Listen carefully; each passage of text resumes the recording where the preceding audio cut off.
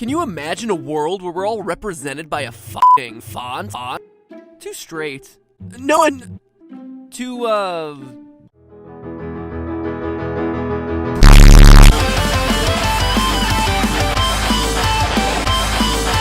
Welcome to Game Theory, where instead of putting a joke here, I want to ask you a question. If your personality were represented by a font, what font would you be? And with that out of the way, it's time to talk font. I don't think I've ever gotten this many requests to cover a game. Well, except for FNAF, and I suppose FNAF 2. Oh, and then there was FNAF 3. Wait a minute, should I be worried about something here? Undertale is a game where every character, from grind fodder to goat mom, but to me, one character stood out amongst all the rest. Sass, a skeleton named after the font comic says. Sass is one of the two skeletal brothers who appear in the game. His partner is Papyrus, also named after a font. But in the world of FNAF, their origins are a big mark. What's more is that, while Papyrus is just kinda the goofy, Sass is much more complex. But then, what? Or who?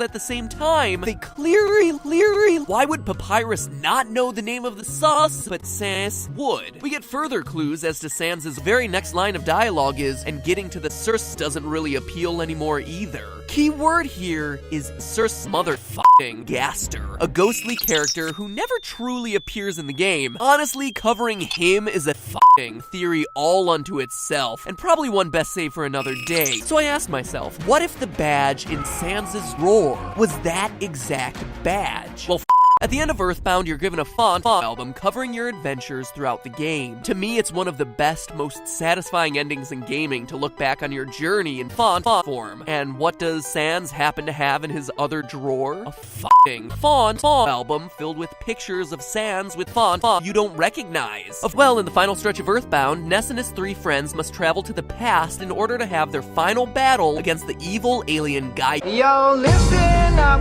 here's the story about evil alien guy that lives in a blue world. I'm blue, create what's known as the phase distorter, a machine that allows people to travel through time and phase. As a result, the young heroes must put their souls into bodies to use the machine and thus save the phase. I played this game back in 1997, and I'm not ashamed to admit that when I first saw it, I cried. It's devastating. Dr. Andonut says goodbye to his son. These characters that you've grown to love and care about are suddenly promising to die. And the machine? I think a broken machine? Now that may seem like a stretch, but it actually explains a lot. Not killing him, but turning at least part of him into a pile of cheese. It would also explain why Sans is not only in a different place, but based on how he talks, he's also in a different place, with no hope of traveling back to the place he came from.